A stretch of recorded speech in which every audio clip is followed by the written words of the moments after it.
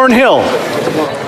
The Speaker of the House took the fall, and the Prime Minister continues to blame everyone else. A full-blown international embarrassment for our country, for our allies, and for everything this nation did to defeat the Nazis. An actual Nazi invited to the House of Commons, welcomed and celebrated as a hero, and a government that vetted everyone here. Shame. The PM has called Canadian citizens Nazis. Will he muster the courage and stand up on his feet today and take responsibility? The Honourable Government House Leader. Mr. Speaker, I think we all feel the deep embarrassment and shame of what happened on Friday. Had anyone in this House known what the Speaker was going to do ahead of time and who this person was, I am certain that not a single person would have stood in this House of Commons. But the fact of the matter is, and my Conservative colleagues know this, that neither the Prime Minister nor the government nor the Ukrainian delegation or any parliamentarian in this place knew ahead of time. It was the Speaker's decision. He's taken responsibility and he has resigned. Thank you, Mr. Speaker. Member for Thornhill.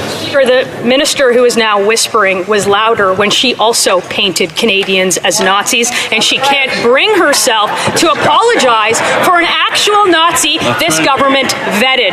Worse even, she tried to strike it from the historical record of this House as if it never happened. A descendant of Holocaust survivors distorting the Holocaust.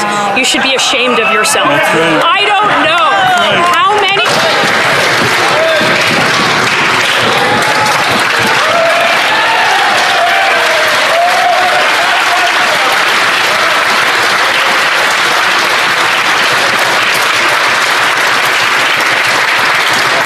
Just a reminder for all questions and comments to be through the chair. The Honourable Member for Thornhill, you have about 5 seconds left there. How many times I'm going to have to ask this Prime Minister for an apology that he has slandered, dishonored, and embarrassed Holocaust survivors, but I think 2 times is too many. Yeah.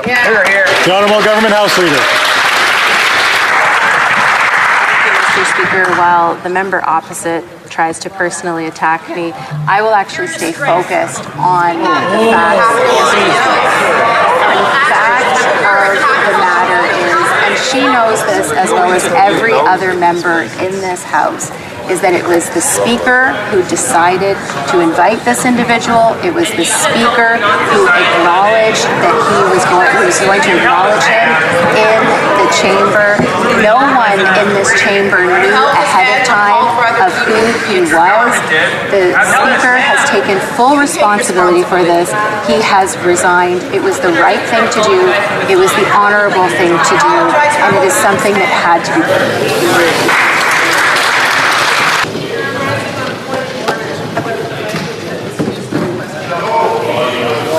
The audio's not on. Hold on a sec.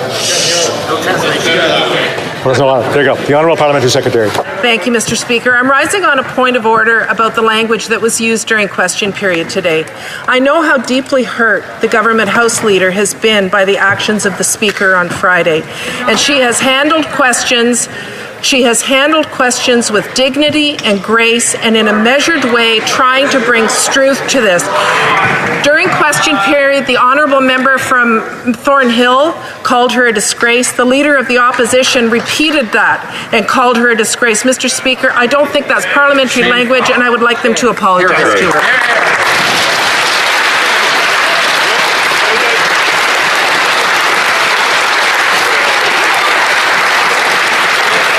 The Honourable Member for Thornhill. By my words, in fact, what I should have said is that the House Leader is a disgrace. Listen, I'm going to go back. I'm going to go back and review the audio, and I'm going to go back and review the audio and come back to the House.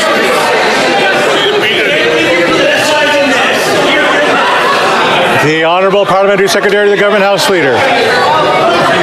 Mr. Speaker, Whether it's Beauchene's or our standing orders, you will find that all members are honorable members. Right. It is inappropriate for members to yell across the chamber saying that you are a disgrace. That there's no doubt inappropriate.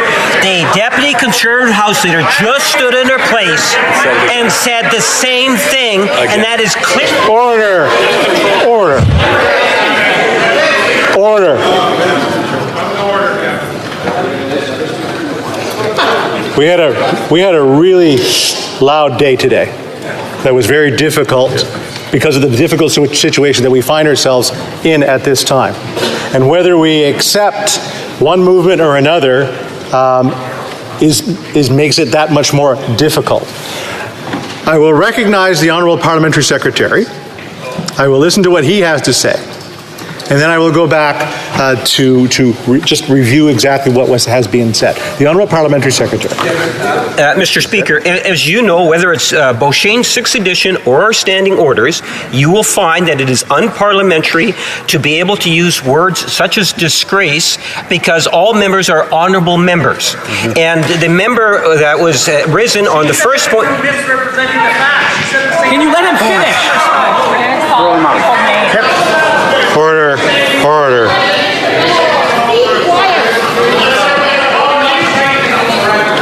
Order. Order. Order. The Honourable Parliamentary Secretary.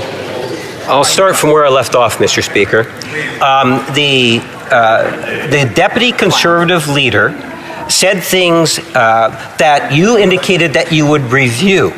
She then stood in her place and reinforced it verbally, Mr. Speaker, saying that she was a disgrace. That goes against our rules of the House. She should do the right thing and apologize.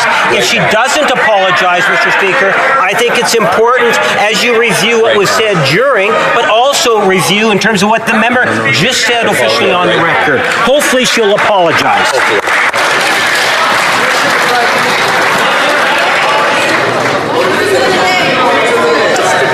I think I'm standing here, so when I'm standing here, I would like to have the opportunity to be able to speak for a few moments.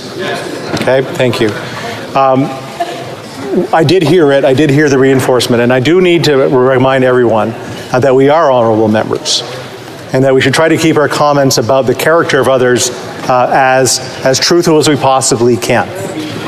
And to make sure that we don't call people names when we're doing that. I will look to the member for Thornhill whether or not she would like to retract that. I would suggest that maybe we should, so we can move on to the vote that we are going to have today. So, no? Okay. Well, I will review it. I will come back to the House on that.